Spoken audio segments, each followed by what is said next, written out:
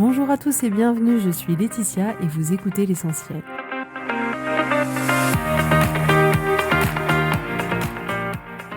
L'Essentiel est le podcast de coaching où je partage avec vous les outils et les techniques pour vous permettre d'avancer et d'avoir la vie que vous voulez.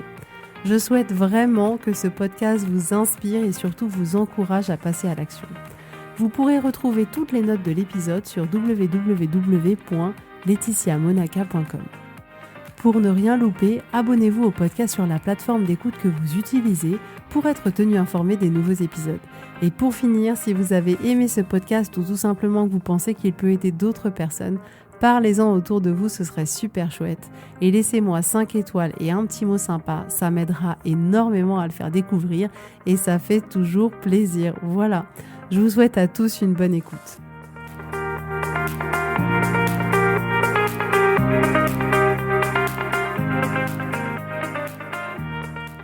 Coucou tout le monde, j'espère que vous allez bien. Je ne vous cache pas que depuis janvier 2021, ma vie connaît un tsunami. On a été face à énormément d'épreuves depuis le début de l'année. Donc voilà, même pour les coachs, la vie n'est pas toujours un long fleuve tranquille, loin de là. Et en ce moment, la pression était assez importante. Et pourquoi je vous dis ça ? Parce que ce matin, j'avais envie d'aller courir, je sentais que c'était quelque chose qui allait me faire du bien. Mais sauf qu'il pleuvait à torrent ce matin. Donc je me suis dit, qu'est-ce que je fais ? J'y vais pas. Je me suis dit, je suis quand même relativement beaucoup plus confortable là où je suis, sans faire de sport, au chaud, pas sous la pluie. Et je me suis dit, bon allez, c'est pas grave, au moins ça te fera te sentir vivante et je pense qu'en ce moment t'en as besoin. Donc j'ai quand même décidé d'y aller et c'était amusant parce que finalement au bout de 2 secondes, la pluie, elle avait plus aucune importance. Et surtout, je me suis rendu compte que c'était bien plus confortable d'être dehors, là où c'était censé être la zone inconfortable, que d'être bien au chaud, là où j'étais. Donc finalement, c'est vrai que c'est amusant de voir comme parfois, aller hors de sa zone de confort, même si au départ ça paraît inconfortable, c'est souvent plus confortable que là où on était. Et c'est vrai que finalement, en étant dehors, j'étais contente parce que je courais, que ça me faisait du bien, que j'étais en pleine nature, que j'étais fière d'y avoir été quand même, alors que si j'étais restée bien au chaud, finalement, il n'y aurait rien eu de particulier, de différent. Donc comme quoi, sortir de sa zone de confort peut parfois être plus confortable que d'y rester. Aujourd'hui, on va parler ensemble des émotions et surtout des 2 types d'énergie que nous apportent nos émotions. Donc on va avoir tendance en général à classer les émotions souvent en 2 catégories, c'est-à-dire qu'on va se dire ok, il y a les émotions positives qui nous génèrent quelque chose d'agréable et les émotions négatives qui nous génèrent forcément quelque chose de désagréable. C'est comme ça qu'on a tendance en général à catégoriser les émotions qu'on peut ressentir. Mais moi j'ai choisi de classer les émotions en 2 catégories différentes de celles qu'on a l'habitude de choisir. Pourquoi ? Parce que cette classification qu'on fait de manière instinctive, elle est trompeuse. Elle est trompeuse dans le sens où il existe des émotions qui sont agréables et qui ne nous servent pas. Et il existe des émotions qui peuvent sembler désagréables et qui, pour le coup, sont source d'énergie et peuvent nous permettre de réaliser ce qu'on a envie de réaliser. Donc finalement, je vous propose de considérer que les émotions, elles peuvent être classées en 2 types d'émotions, c'est-à-dire celles qui produisent une énergie pour vous, dont vous avez besoin, et les émotions qui, au contraire, ne produisent pas l'énergie dont vous avez besoin et qui vous rendent impuissant. Donc ça revient vraiment à dire que il y a des émotions qui vont vous permettre de générer ce que vous voulez dans votre vie et il y a au contraire d'autres émotions qui ne vous permettront pas de le faire. Donc c'est vraiment comme s'il y avait des émotions qui vous étaient utiles et d'autres émotions qui vous étaient pas utiles. Mais complètement indépendamment du fait qu'elle vous soit agréable ou pas agréable. Vous voyez ce que je veux dire ? Et parfois, on se retrouve comme ça à dire « j'aimerais ressentir telle émotion, par exemple de la paix, pour pouvoir obtenir le résultat que j'ai envie d'avoir ». Et on se rend compte que cette émotion de paix, elle va pas vous être utile parce elle vous aidera simplement pas à atteindre, par exemple, l'objectif que vous avez. Donc si là je vous prends un exemple concret, si vous voulez par exemple monter une start-up, c'est effectivement un format assez particulier d'entreprise. Si vous avez envie de vous sentir serein, en paix, pour monter votre boîte, il y a de fortes chances que vous n'y arriviez pas. Pourquoi ? Parce que pour pouvoir monter une start-up, il va falloir beaucoup d'énergie.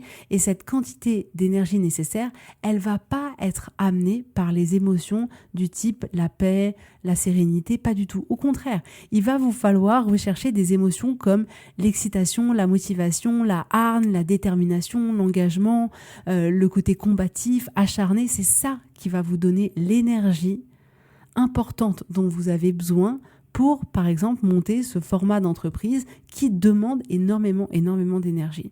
Mais oui, dans le monde des bisounours, on aimerait que la paix soit de la partie, mais dans ce cas-là, ça ne va pas nous être utile. Et c'est vraiment important de comprendre que l'émotion que vous avez, c'est une réelle énergie. Et cette énergie-là, c'est elle qui va vous permettre d'agir et qui va vous permettre d'aller, par exemple, discuter, dans l'exemple d'avant, discuter avec 50 entrepreneurs pour comprendre comment ils ont fait. C'est cette énergie-là qui va vous permettre de continuer à vendre vos produits, alors même que vous voyez que pour le moment, personne n'achète. C'est cette forte énergie-là qui va vous permettre de changer de trajectoire pour tester autre chose.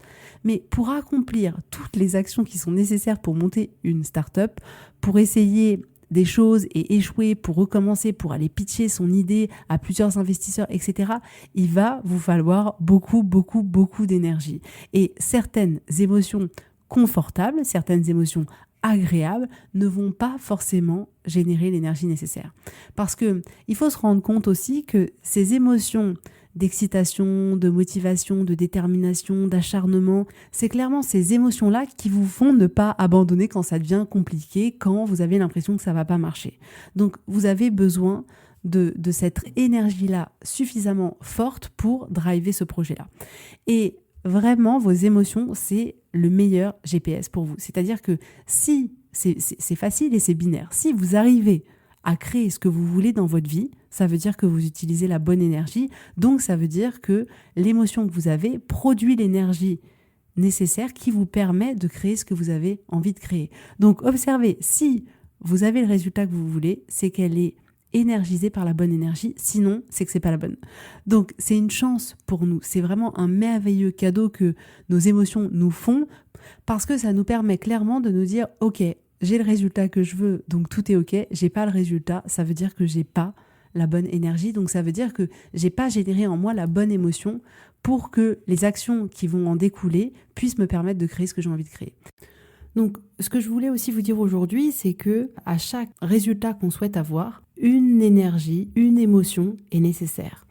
Et par exemple, si vous vous retrouvez en pleine rue, qu'il y a quelqu'un qui vous suit, vous aurez envie de ressentir la peur. Parce que c'est la peur qui va vous permettre de prendre vos jambes à votre cou, de courir, d'aller demander de l'aide, de tout faire pour vous mettre en sécurité. Donc, voyez comme, peu importe si l'émotion elle est agréable ou désagréable, dans cette situation-là, vous avez besoin d'avoir peur pour pouvoir indiquer à votre corps qu'il maintenant il fallait courir vite. Donc, finalement, c'est aussi ça qu'il faut prendre en compte, le fait que vous avez besoin d'une certaine énergie dans certaines situations. C'est-à-dire que si l'énergie de stress vous motive énormément pour accomplir beaucoup de choses, pourquoi pas ? Mais certainement que dans d'autres situations, le stress, c'est pas du tout l'émotion qui vous sera utile, même si elle crée beaucoup d'énergie, parce que à ce moment-là, le résultat que vous voulez avoir ne correspondra pas à ce type d'énergie-là. De la même manière que dans l'exemple que je viens de vous citer sur la peur, dans cet exemple-là, c'est hyper intéressant d'avoir la peur, d'avoir cette énergie qui va vous pousser à vous mettre en sécurité, alors que dans d'autres situations, la peur va au contraire ne pas vous être utile. Donc n'oubliez pas aussi que le plus important, c'est de trouver l'énergie dont vous avez besoin pour obtenir le résultat en question. Et donc là, c'est à vous effectivement de faire ce travail de recherche, de découverte de vous-même pour vous dire effectivement, quand je pense à ce résultat que je veux obtenir, qu'est-ce qui vraiment peut me permettre d'agir, d'avoir l'énergie suffisante pour générer toutes ces actions-là pour avoir le résultat que je veux. Et donc, n'oubliez pas que l'énergie que vous allez produire, elle vient des pensées que vous avez. Donc, il sera systématiquement indispensable de remonter à vos pensées et de vous dire, ok, en fait, pour me sentir motivé, pour me sentir hargneux, pour me sentir stressé, pour me sentir envieux, qu'est-ce que j'ai besoin de penser qui me génère cette émotion-là, qui va du coup pouvoir me permettre de mettre en place les actions et de les énergiser avec la bonne énergie pour avoir le résultat que je veux. Vous voyez ce que je veux dire? Et par exemple, pour moi, dans les émotions qui me génèrent beaucoup d'énergie, il y a à la fois le fait d'être motivé, productif, discipliné, et aussi à la fois le fait d'être acharné, combatif, qui sont parfois des émotions qui sont plus désagréables à ressentir. Et par exemple, la dernière fois, je discutais avec l'entraîneuse de foot de ma fille, et en fait, elle nous expliquait quel a été son parcours au niveau du foot, comment elle en arrivait là, etc. Qu'au départ, elle arrivait même pas à faire des passes, ni des dribbles, ni des jongles, ni rien du tout. Et que, effectivement, c'était la seule fille qui faisait du foot, parce qu'effectivement, je pense qu'elles sont pas forcément nombreuses aujourd'hui. Et en fait, c'était marrant parce que pour elle, le fait de se faire attaquer par les garçons qui lui disaient « mais t'es qu'une fille, tu devrais pas être là, t'es trop nulle, etc. » Tout ce que lui disaient ces garçons-là ont généré en elle, finalement, le fait de se sentir attaquée. Et ce sentiment d'attaque lui a donné une force incroyable. Mais voilà, c'est complètement propre à cette personne. C'est-à-dire que cette personne-là, quand elle se sent attaquée, ça lui donne encore plus la niaque pour prouver aux garçons qu'elle serait meilleure qu'eux, ce qu'elle a réussi à faire d'ailleurs. Mais voyez comme c'est vraiment propre à chacun. Il y en a pour qui le fait de se sentir attaqué va complètement les amoindrir et les empêcher d'agir. Et pour d'autres, au contraire, ça va être une source d'énergie qui va leur permettre d'aller encore plus loin, encore plus haut. Donc si vous prenez par exemple un sportif de haut niveau genre Usain Bolt, j'adore, il a probablement décidé de faire les 100 mètres en moins de 8 secondes et ce qui lui permet de s'approcher au plus près des résultats qui se fixent, c'est clairement pas le fait de se sentir calme, heureux, serein, joyeux. Non, pour pouvoir générer ce résultat sportif important, on va dire hors norme qu'il a décidé de faire, il va effectivement falloir d'une certaine manière qu'il ait suffisamment confiance en lui, en ses capacités, qu'il soit combatif et que pour lui, il n'y ait pas d'autre alternative possible. C'est-à-dire qu'il y a juste une fin possible pour lui, c'est le fait de pouvoir gagner. Et il va avoir besoin de ressentir de l'acharnement, de la discipline, du focus. Et c'est cette énergie-là qui va mettre dans chaque pas de course, qui va lui permettre de courir avec un sentiment de hargne. Et c'est clairement dans ce cas-là l'énergie dont lui avait besoin pour pouvoir courir plus vite que les autres et pouvoir atteindre l'objectif qui s'était fixé. Mais l'une des choses souvent indispensables associées à l'énergie qu'on va produire, qui est utile pour nous, c'est que quel que soit votre but, quel que soit l'objectif que vous vous êtes fixé, que ce soit de ranger votre maison, d'améliorer votre relation de couple, de partir faire le tour du monde, d'écrire un livre, de devenir photographe, de passer un diplôme, d'arrêter de crier sur vos enfants, peu importe. L'essentiel, c'est de croire que c'est possible. Peu importe l'objectif, vous devez croire que vous allez y arriver. Et c'est souvent ce que je vois dans de nombreux cas, c'est que on peut avoir tendance à avoir plus de pensées de l'ordre de « j'aimerais que ça marche, je vais essayer ». Et ça sonne mignon en fait en réalité. On se dit « bah oui, je vais essayer de faire en sorte que… » Mais en pensant ça, vous envoyez d'une certaine manière un message supplémentaire à votre cerveau, mais indirectement, qui lui dit qu'en réalité, il y a des possibilités pour que ça ne marche pas. Et là, vu que à la base, vous essayez de faire quelque chose de différent de d'habitude, votre cerveau va dire « Attends, il y a des possibilités que ça ne marche pas, donc on va faire en sorte que ça ne marche pas. » Et l'énergie que va générer ces pensées-là de « je vais essayer, j'aimerais bien que ça marche, etc. », ça ne va pas vous permettre d'accomplir ce que vous voulez accomplir. Si par exemple, vous souhaitez écrire un livre et que vous avez tout un tas de pensées de l'ordre de je ne sais pas si je vais réussir à finir, je vais essayer de faire ce livre, c'est beaucoup de travail, je vais voir si je peux le faire, il faut que je trouve quand même de bonnes idées, donc si j'ai pas de bonnes idées, ça va pas marcher. Là encore, ça semble réel, ça semble mignon, mais il y a quelque chose qui cloche là-dedans. En soi, l'histoire que vous vous racontez au sujet du livre va générer beaucoup moins d'énergie que si vous vous disiez que quoi qu'il arrive, votre livre, il sera terminé dans 3 mois. Ça ne veut pas dire que ce sera un chef-d'œuvre, ça ne veut pas dire qu'il y aura tout ce que vous voulez à l'intérieur, ni quoi que ce soit, mais ça veut dire que vous vous engagez à le finir quoi qu'il arrive. Ça veut dire que vous donnez l'information à votre cerveau que quoi qu'il arrive, vous allez tout donner et vous ne lâcherez rien. Et ça va générer en vous une énergie qui va vous permettre d'écrire ce livre. Et dès qu'on va se proposer de ne plus laisser son cerveau choisir par défaut et qu'on va commencer à le gérer et à lui dire ce sur quoi il doit focaliser son attention, on va pouvoir alors créer l'émotion qu'on a envie de ressentir pour pouvoir générer le résultat qu'on a envie d'avoir se manifester dans notre vie.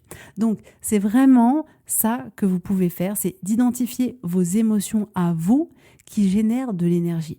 Et du coup, vous posez la question, mais quelle émotion vous avez envie, quelle émotion vous avez besoin de générer qui va vous permettre d'atteindre votre objectif. Donc la première des choses, c'est vraiment d'être conscient de ce que vous ressentez là en ce moment par rapport à quelque chose que vous voulez faire, quelque chose que vous voulez changer et d'observer ce qui se passe à l'intérieur de vous, à quel endroit. Et soyez curieux vis-à-vis de vous-même. Demandez-vous pourquoi vous vous sentez comme ça. Et n'oubliez jamais que la raison pour laquelle vous vous sentez comme ça, c'est uniquement par rapport à l'histoire que vous vous racontez à ce moment-là. Vos pensées et vos émotions, c'est la clé de tout. La qualité de vos pensées et la qualité de vos émotions vont générer ou pas l'énergie nécessaire pour faire ce que vous voulez faire ou pour avoir ce que vous voulez avoir ou pour créer ce que vous voulez créer. Et je sais que c'est une étape que beaucoup aimeraient sauter, cette étape de se connecter à soi, de se connecter à ses émotions, de prendre la pleine responsabilité de tout ce qu'on ressent. Mais écoutez-moi bien, c'est indispensable, vous pouvez pas passer à côté, c'est pas possible, on est obligé de passer par là. Mais vous ne pouvez pas penser que vous changerez votre vie de manière pérenne dans le temps ou que vous créerez des résultats que vous avez envie de créer uniquement si vous décidez de changer la manière d'agir. Changer votre manière d'agir ne suffit pas. Si vous changez juste vos actions, peut-être que temporairement ça va fonctionner, mais à long terme, ça ne fonctionnera jamais. Donc ça aussi, c'est un point important. C'est-à-dire que il faut pouvoir générer en vous la bonne énergie, donc avoir la bonne émotion. Il faut croire que ce que vous voulez faire, c'est possible et il ne faut pas uniquement changer vos actions, mais bien changer ce que vous allez penser au sujet des choses pour générer la bonne énergie. Parce que regardez, il arrive souvent qu'on puisse se dire que, par exemple, tiens, on va faire en sorte d'améliorer la relation que l'on a dans son couple et donc on va se dire, ok, je vais changer certaines choses. Donc je vais être peut-être plus attentionnée, peut-être que je vais aider plus que ce que je faisais avant, peut-être que je vais choisir de partager une activité avec mon partenaire, peut-être que je vais essayer de moins m'énerver, etc., etc. Et si vous faites toutes ces choses, clairement, on va pas se mentir, il est probable que la relation s'améliore dans un premier temps. Mais si vous ne changez pas ce que vous pensez au sujet de votre partenaire, il est quasiment sûr à 100% qu'à un moment donné, vous allez régénérer à nouveau de la colère, du ressentiment, de l'agacement, de la frustration, peut-être de la jalousie, de la rancœur, du dégoût, parce que vous n'aurez pas changé ce que vous pensez au sujet de la personne qui partage votre vie.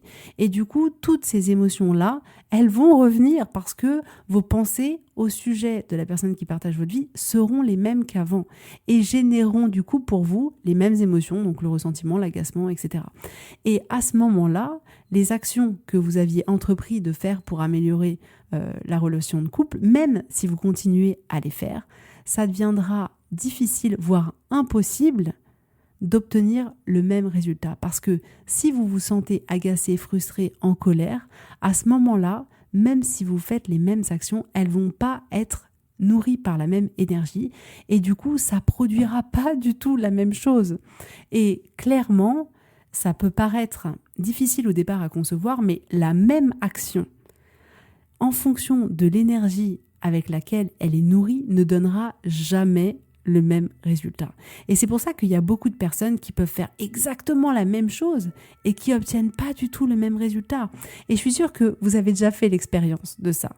Si par exemple quelqu'un vous rend service, vraiment d'une place d'amour, de bienveillance, de générosité, d'amitié, ce sera très agréable à recevoir et certainement que vous serez amené à le remercier et que ça vous aura fait très plaisir. Alors que si quelqu'un vous rend service d'une place d'obligation ou de frustration, vous allez ressentir tout ça. On est, en tant qu'être humain, des bons lecteurs des autres êtres humains. Donc, vous allez le ressentir. Et souvent, dans cette situation-là, on est amené à dire, écoute, ça se voit que t'as pas envie, c'est pas la peine, je vais le faire moi-même parce que il y aura beau avoir la même action, si elle n'est pas nourrie par la bonne émotion, elle donnera pas du tout le même résultat. Donc vraiment, pour avoir le résultat que vous voulez, il y a vraiment une combinaison entre l'énergie que vous allez avoir, donc votre émotion, et l'action que vous allez faire. Mais l'action n'est pas ce qui va donner votre résultat. Ce qui va donner votre résultat, c'est l'énergie que vous allez mettre dans l'action que vous allez faire. Donc retenez bien qu'il est intéressant de classer les émotions en 2 catégories, les émotions qui vous produisent l'énergie dont vous avez besoin et celles qui ne produisent pas l'énergie nécessaire à ce que vous avez besoin de réaliser. Et vous avez vraiment besoin d'identifier en fonction de vous quelles sont ces émotions qui vous génèrent de l'énergie. Pour certains, le stress, clairement, est un vivier d'énergie, alors que pour moi, par exemple, pas du tout. Donc c'est pour ça que j'ai pas une liste précise de toutes les émotions à vous fournir, parce que en réalité, ça dépend complètement de vous. Il n'y a pas de bonnes ou de mauvaises émotions, des émotions qui génèrent de l'énergie et d'autres pas, ça dépend uniquement de vous. L'émotion, par exemple, du fait d'envier quelqu'un peut être quelque chose qui est moteur pour certains d'entre vous et pour d'autres, pas du tout. Donc à vous d'identifier quelles sont les émotions qui vraiment vous permettent d'agir pour aller et créer le résultat que vous voulez avoir. Parce que ce qu'on veut en réalité, c'est juste utiliser la bonne pièce pour faire le bon puzzle. On veut utiliser la bonne énergie pour avoir les bons résultats. Et du coup, ce qu'on veut pas, c'est qu'on veut pas prendre une pièce d'un puzzle dans n'importe quelle boîte en espérant qu'elle convienne à notre puzzle. On veut clairement choisir quelle est la bonne pièce pour nous, quelle est la bonne émotion pour nous qui produira l'énergie suffisante pour créer ce qu'on a envie de créer. Et l'autre point important que je vous disais, c'est que c'est vraiment important de croire que ce que vous voulez créer, c'est possible. Si vous croyez que quoi qu'il arrive, vous le ferez, et bien quoi qu'il arrive, vous le ferez. Ça ne veut pas dire qu'il n'y aura pas d'obstacles, ça ne veut pas dire qu'il ne va pas falloir trouver des stratégies pour passer au-delà des obstacles, ça ne veut pas dire que parfois vous n'aurez plus envie, mais ça veut dire que vous irez jusqu'au bout quoi qu'il arrive. Voilà, donc il est temps pour vous de partir à la découverte de vous-même et d'identifier quelles sont ces émotions qui vous donnent une énergie incroyable. Et effectivement, d'identifier aussi, par conséquent, celles qui, au contraire, vous bloquent complètement, qui vous empêchent d'agir, qui vous rendent impuissant. Et en fonction des différents cas que vous allez rencontrer dans votre vie, vous ferez appel à des émotions qui parfois génèrent de l'énergie, parfois un peu moins, en fonction de ce que vous rencontrez. Mais c'est pour ça que c'est important de vous connaître en priorité. Donc voilà pour aujourd'hui, j'espère que ça vous aura plu, c'est toujours tellement agréable de passer un moment avec vous, vous n'imaginez pas, je vous remercie à tous pour vos retours, j'embrasse très fort toutes mes clientes et en tout cas je vous dis avec grand plaisir à la semaine prochaine, bisous bisous, bye bye.